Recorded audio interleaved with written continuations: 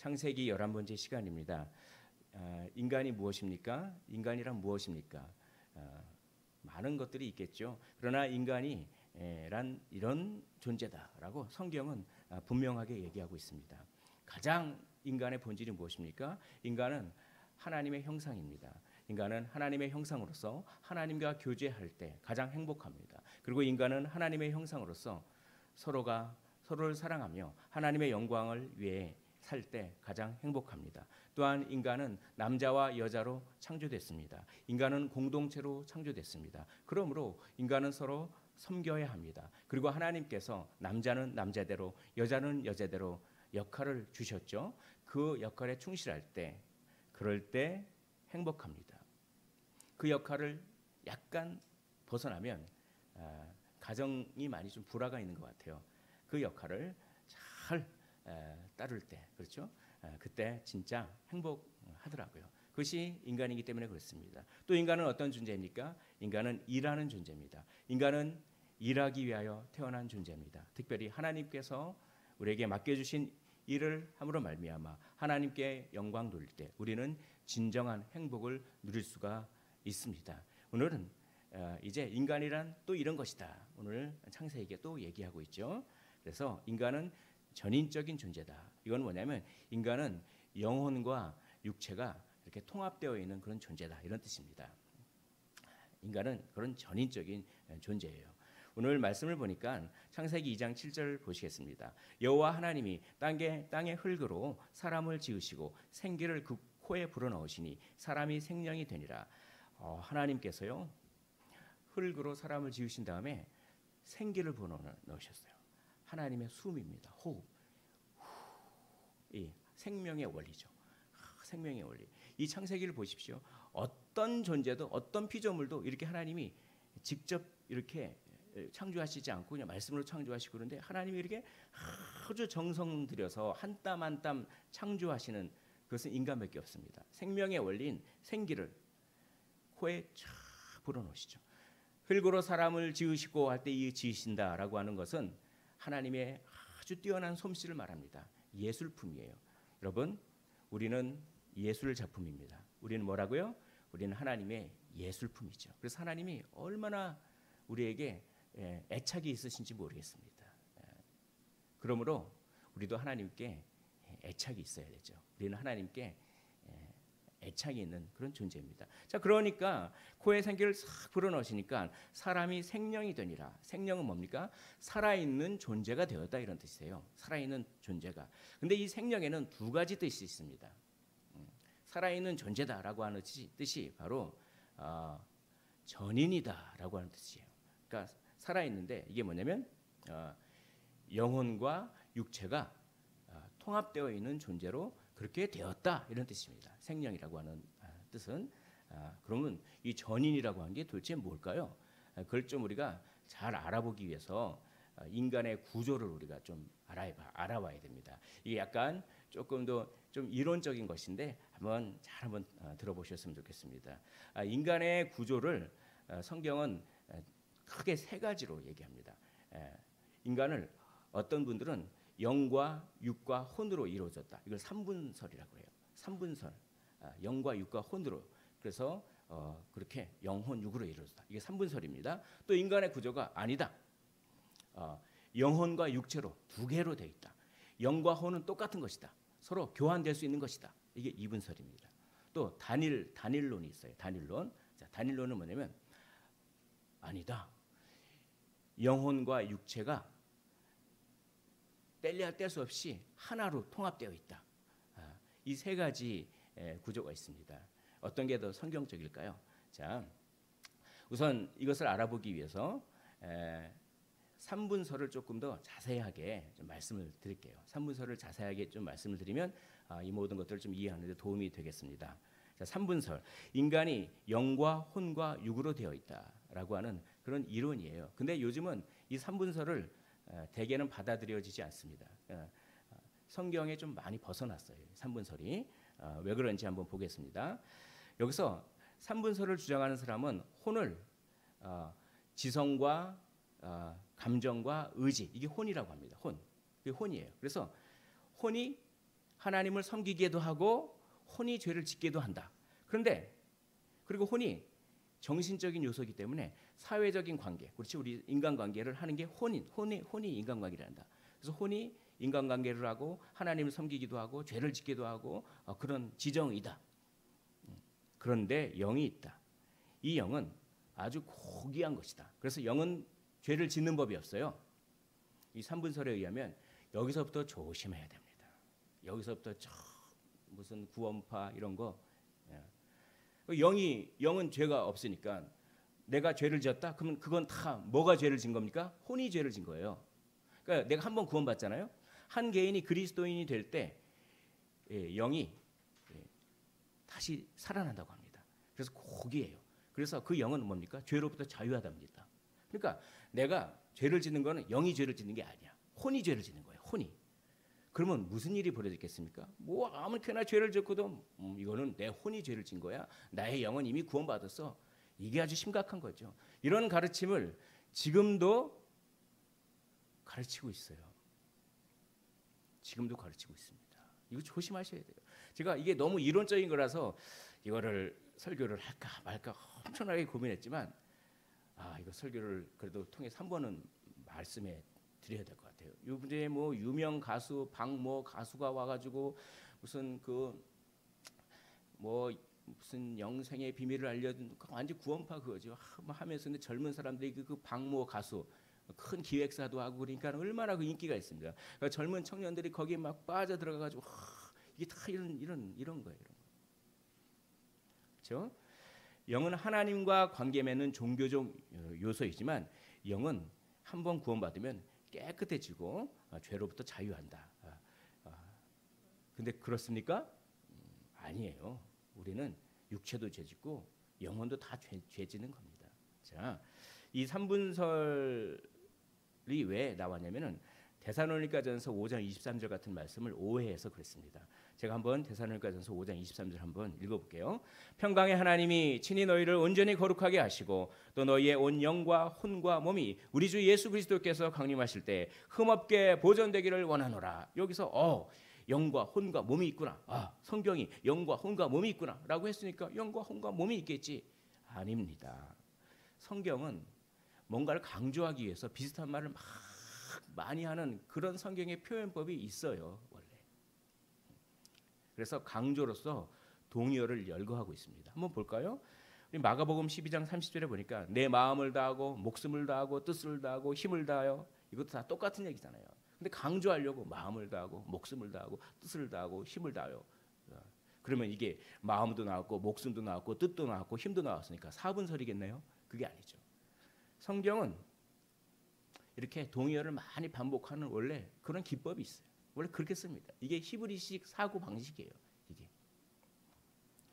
또 히브리서 4장 12절에 보니까 하나님의 말씀은 살아있고 활력이 있어 좌우에 날선 어떤 것보다도 예리하며 혼과 영과 및 관절과 골수를 찔러 쪼개기까지도 하며 또 마음의 생각과 뜻을 판단하나니 이런 말씀들을 오해해서 그렇지 혼과 영이 있다잖아. 혼과 영이.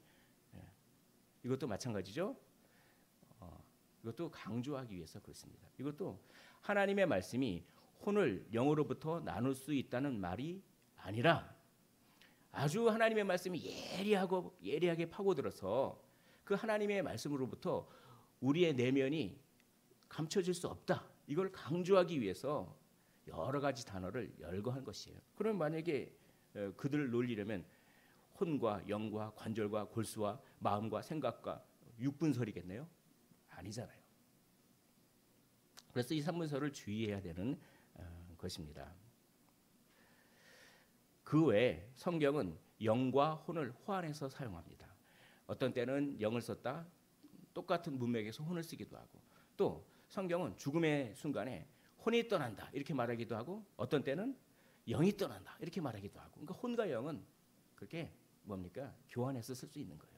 또 성경은 사람이 몸과 영으로 돼 있다라고 얘기도 했다가 또 어떤 때는 어떤 성경은 사람은 몸과 혼으로 돼 있다 이렇게 얘기도 하고 또 성경은 혼이 죄를 지을 수 있다 이렇게 얘기할 때도 있고 성경은 영이 죄를 지을 수 있다 이렇게 얘기할 때도 있고 그렇습니다. 그러므로 우리는 영혼과 육체로 돼 있어요. 그런데 영혼과 육체로 돼 있는데 이걸 조심해야 돼요. 이거를 이분설이 있습니다. 영혼과 육체. 근데 이걸 조심해야 돼요. 영혼은 아주 뛰어난 것이고 선한 것이고 육체는 아주 악한 것이고 육체는 덜 중요한 것이다. 이렇게 생각하면 안 되는 거예요. 성경은 영혼과 육체가 불가분리할 수 없게끔 이렇게 하나라고 하는 겁니다. 하나, 우린 하나입니다. 자, 제가 한번 이렇게 질문 한번 해보겠습니다. 이게 제 손이죠, 손이죠. 손이지만 전인이에요, 이게. 예. 조금 어려워지시네요. 예. 그러니까 우리 인간은 뭐 영혼 육체 딱 구분된 게 아니라 그냥 인간 그 자체, 통합체로 존재한다라고 하는 이 사실을 이렇게 오늘 잘 마음속에 새기셨으면 좋겠습니다. 그러면 무엇이 성경적인 관점일까요? 영과 육이 통일체로 하나라고 하는 것이 성경적 관점인데 여기에 조건적 영육 통일체, 이게 좀 어렵죠. 왜 조건적이라는 말을 쓰냐면 중간 상태라고 하는 게 있어요. 여러분, 지금 우리는 영혼과 육체가 통일체로 지금 살고 있잖아요. 그렇죠? 그리고 언제 우리는 영혼과 육체가 통일체로 살게 됩니까? 예수님 재림할 때는요, 영혼과 육체가, 우리 육체가 지금 육체가 아니라 완전히 영광스러운 그 육체를 입고 우리 영혼도 완전히 영광스러운 영혼, 그렇죠? 그렇게 통일체로 있어요. 그러면 그 중간 상태가 있어요. 우리가 죽은 다음부터 예수님이 재림할 시기까지 그 중간 상태는 영혼만 존재합니다. 그래서 조건적인 영육 통일체예요. 조건적인. 여기 누가복음 23장 43절. 자, 우리 화면을 보면서 한 목소리로 한번 읽어보시겠습니다. 시작. 예수께서 이르시되 내가 진실로 내게 이르노니 오늘 내가 나와 함께 낙원에 있으리라 하시니라. 참 저는 이 말씀을 보면서 예전엔 제가 죽음을 너무나 두려워했어요. 지금도 죽음은 참 무섭죠. 그런데 이 말씀을 통해서 죽음에 대한 두려움을 좀 많이 제가 좀 회복했다고 할까요? 죽음에 대한 용기를 좀 가지게 했던 말씀이 이겁니다. 이게 뭐냐면은 예수께서 이제 이 회개한 강도에게 내가 정말 진실로 내가 너한테 이른다. 오늘 나도 죽고 너도 죽지 않느냐, 육체적인. 근데 네가 나와 함께 낙원에 있을 것이다. 여기에는 뭐가 전제되어 있을까요? 뭐가? 만약에 우리가 죽은 다음에 의식작용을 안 한다면, 그렇죠? 우리가 죽은 다음에 뭐 생각도 없어지고 영혼 수면설이라고 합니다. 우리가 죽은 다음에 잠자는 것처럼 잤다가 그 예수님 벌할 때 다시 일어난다. 그런 영혼 수면설인데 이것도 비성경적인 거잖아요. 그렇죠? 영혼 멸절설, 영혼이 없어진다. 뭐 그런 거 아니라 의식작용이 없으면 낙원에 있는 게 무슨 소용이 있겠습니까? 낙원을 느끼질 못하는데. 여기서 중요한 원리가 나와요. 우리가 죽더라도 우리의 생각은 그대로 있습니다. 그대로 의식작용이 있어요. 뭘 느낀다니까요. 할렐루야. 저는 여기서 죽음에 대한 두려움이 여기서 많이 사라지고 용기를 얻을 수 있습니다. 여러분, 성도의 죽음은 영광스러운 것입니다. 정말 성도가 죽을 때 딱 죽는 순간은 육체와 영혼이 통일체이기 때문에 그게 떨어지려면 얼마나 아프겠어요. 그러니까 고통이 있어요. 육체와 영혼이 아주 불가분리하게 우리가 통일체로 되기 때문에 그 죽는 순간 아파요. 그걸 떨어뜨리려면. 그러나 분리되는 순간 엄청나게 기쁨이 옵니다. 그리고 그 기쁨을 느낄 수가 있어요.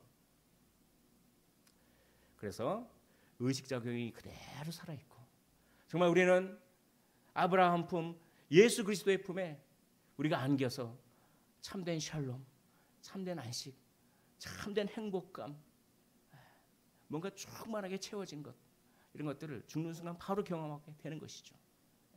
그래서 우리가 이 중간 상태에는 영혼만 이렇게 존재한다라고 하는 것, 그런 것을 이제 여기서 얘기하고 있습니다. 그래서 우리 스데반은 그걸 알았어요.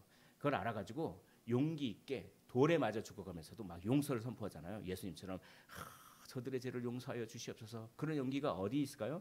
죽음에 대해서 알았던 것 같아요, 스데반은. 그래서 이렇게 얘기하지 않습니까? 사도행전 7장 59절에 보니까 그들이 돌로 스데반을 치니 스데반이 부르짖어 이르되 주 예수여 내 영혼을 받으시옵소서라고 합니다. 그건 뭡니까? 내가 죽으면 내 영혼이 누구에게로 간다?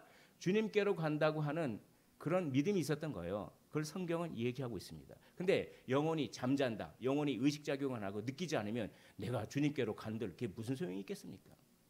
아니라니까요. 이걸 믿으시기를 원합니다.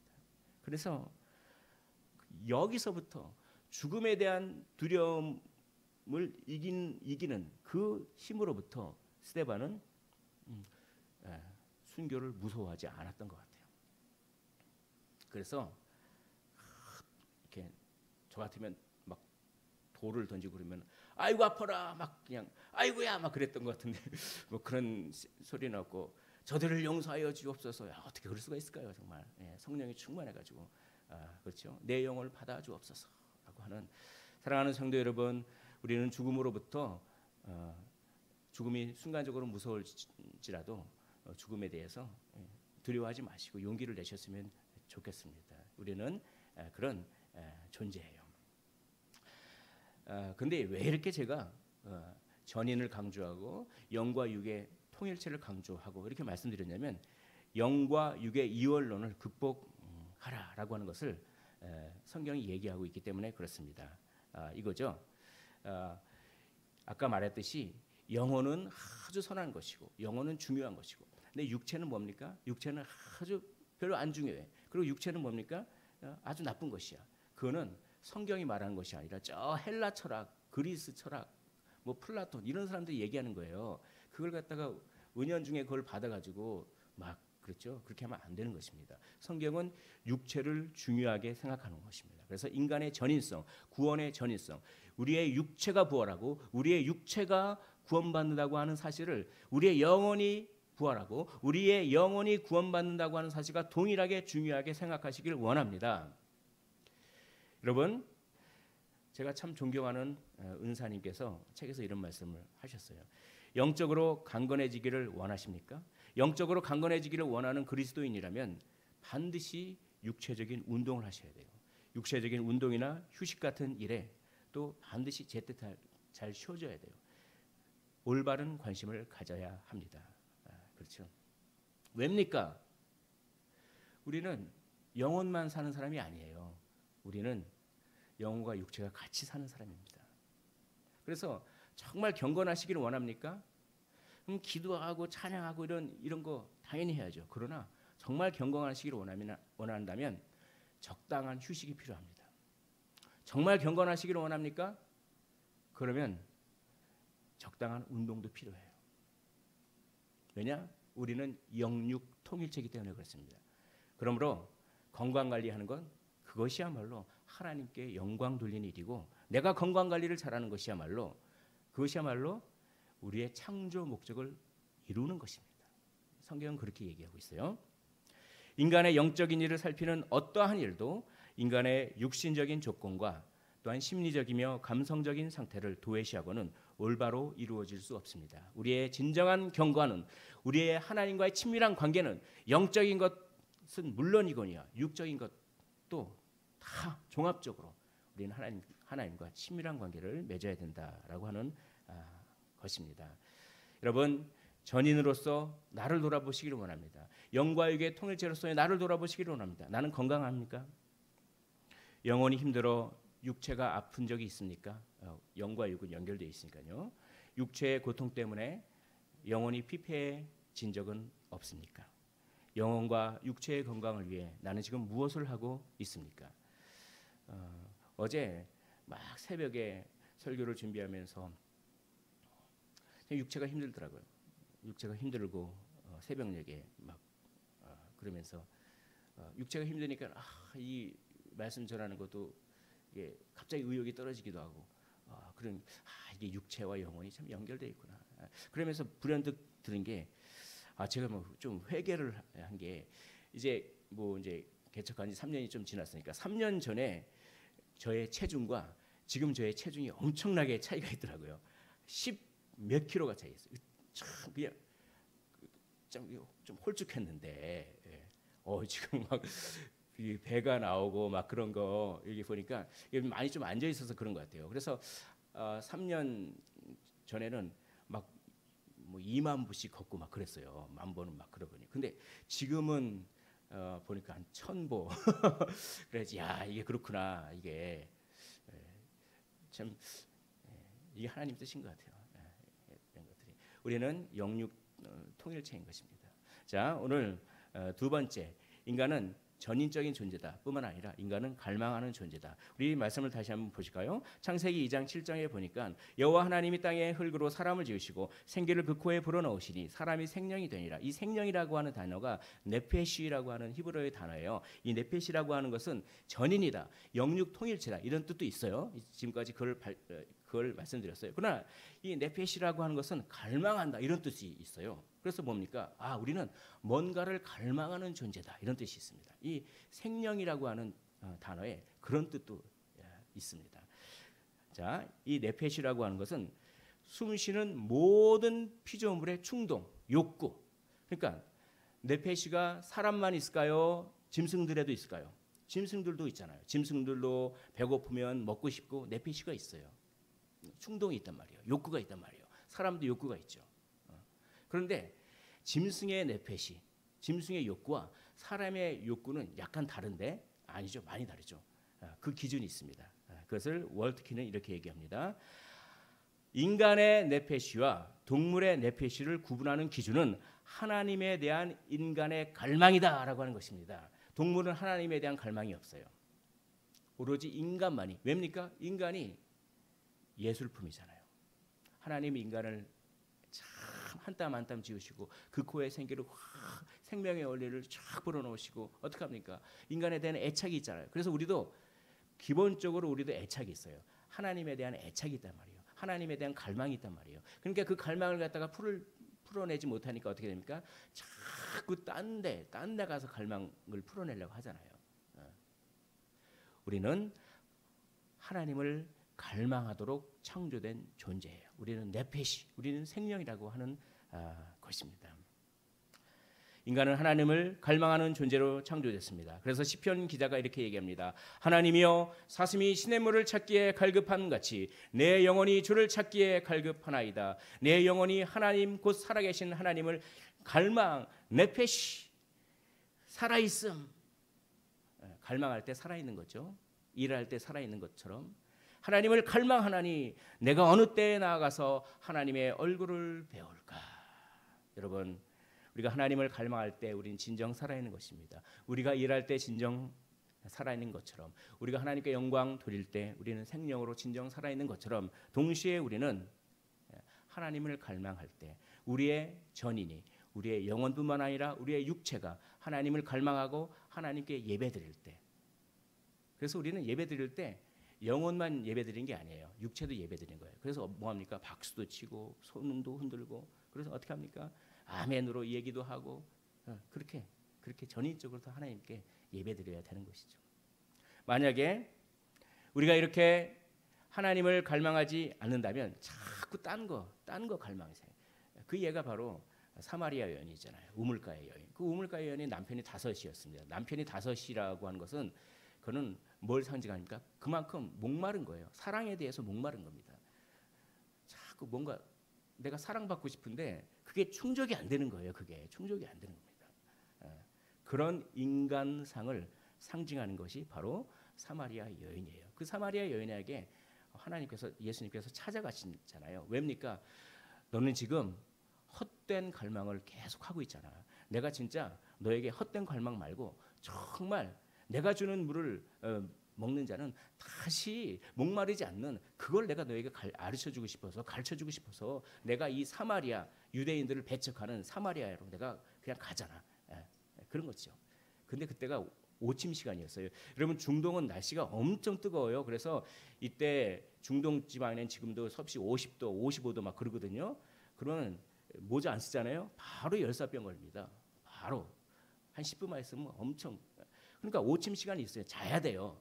근데 오침 시간도 피해서 남사스럽고 부끄럽잖아요. 자기가 남편 5 있고 지금 남편도 있는 거 아는데 그 사마리아 사람들이 다 아는데 사마리아 사람들 보는 앞에서 지나가면 막 손가락질 당할까 봐 오침 시간에 온단 말이에요. 그 뜨거운데 우물가에. 근데 그때 주님이 찾아와서 내가 주는 물을 마시면은 영원히 목마르지 않는다. 근데 그 영적으로 해석을 못했어요.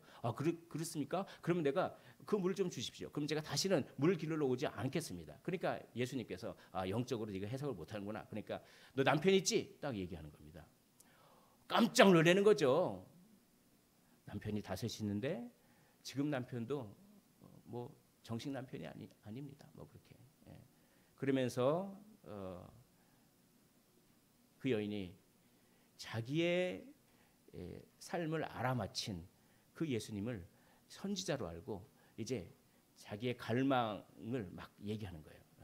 그런 줄 알고 뜬금없이 우리가 이 그리심산에서 예배를 드려야 됩니까? 아니면 그 예루살렘에서 예배를 드려야 됩니까? 이거는 왜 뜬금없이 그런 질문을 했을까요? 이게 진짜 선지자인지 한번 퀴즈를 내보는 거예요. 퀴즈를. 그러니까 그때 예수님이 4장 23절과 24절 이 말씀을 하시는 거예요. 자, 우리 화면을 보면서 한 목소리로 한번 읽어보도록 하겠습니다. 이제 시작. 아버지께 참되게 예배하는 자들은 영과 진리로 예배할 때가 오나니 곧 이때라.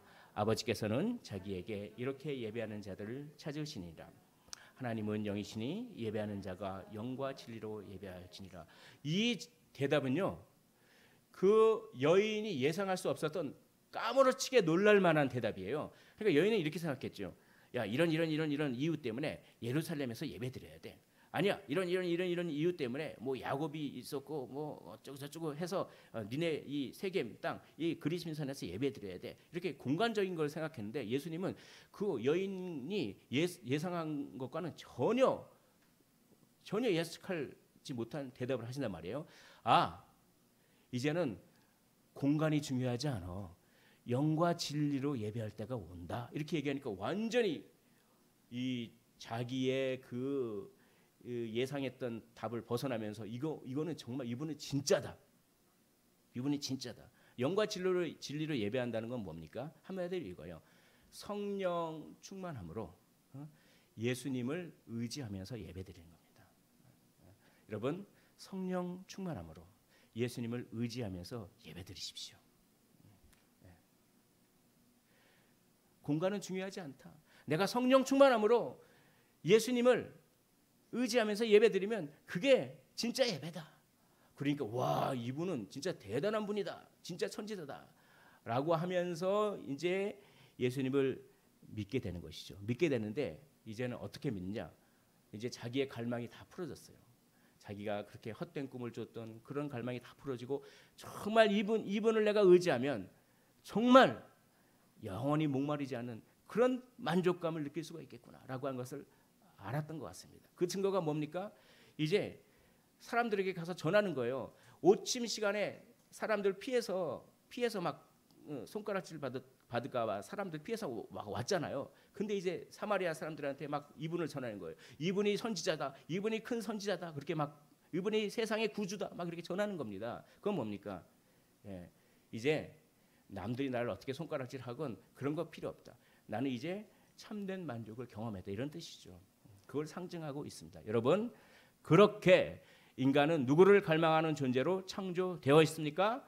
그렇게 인간은 하나님을 갈망하는 존재로 창조되었고 하나님을 갈망하는 것이 무엇입니까? 예배죠. 예배입니다. 인간은 예배를 정말 잘 드릴 때 참된 행복을 경험하도록 창조되어 있습니다. 어떻게 해요? 영혼으로 예배를 드려야 됩니다. 또 어떻게 해요? 육체로도 예배를 드려야죠. 우리 전인이. 그렇죠? 어떻게 해요? 할렐루야로 입술을 열어서 손을 들고 또 눈을 감고 영혼과 육체가 다 뭡니까? 하나님께 온 마음을 다 쏟아서 저는 하나님을 갈망합니다. 저는 하나님을 갈망합니다. 제 영혼뿐만 아니라 제 육체도 하나님을 갈망합니다. 라고 영과 진리로 예배 드릴 때 정말 하나님께서 얼마나 기뻐 하실까요?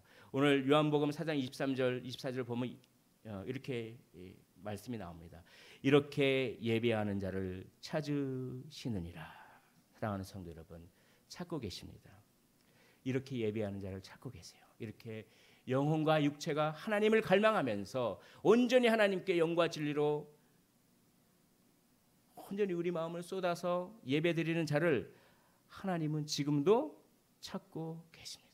오늘 우리가 찬양했듯이 하나님이 찾으시는 그 예배자, 하나님을 진정으로 갈망하는 그 예배자가 되시기를 원합니다.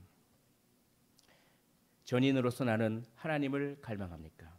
내 영혼과 육체 모두 하나님께 예배하십니까? 말씀을 정리하도록 하겠습니다. 우리는 하나님을 갈망하는 전인입니다. 우리는 하나님을 갈망하는 영혼과 육체의 통합체입니다. 여러분, 왜 사십니까? 누가 물으면 어떻게 대답하시겠습니까? 저는요, 하나님을 갈망하려고 삽니다. 이렇게 대답하면 돼요. 시에 이런 시가 있더라고요. 왜 사냐거든 웃지요.